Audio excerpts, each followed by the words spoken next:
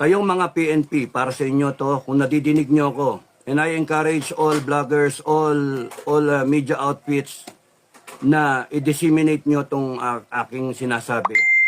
Lahat, pati hanggang Malacanang, hanggang lahat, buong mundo.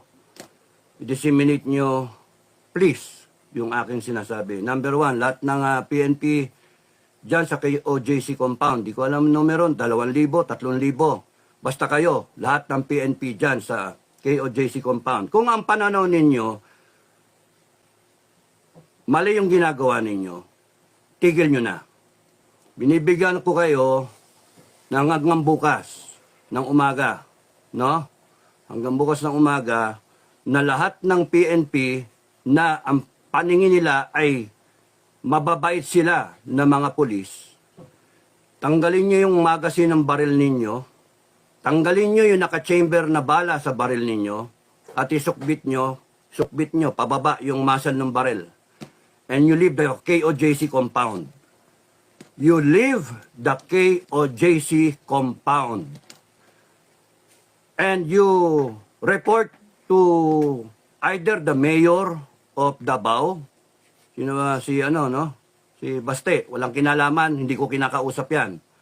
You report to the mayor of Davao for proper disposition, or to the task force commander, hindi ko rin nakakausap yan, hindi ko kilala, of Davao. Task Force Commander, the military commander there for proper disposition. Surrender your firearms there. Lahat ng polis sa KOJC na ang pananaw nila ay wala sa hulog ang ginagawa nila, you vacate the premises of KOJC. Number one. Yung maiiwan na polis doon sa KOJC compound tomorrow, ultimatum ito will be outlawed.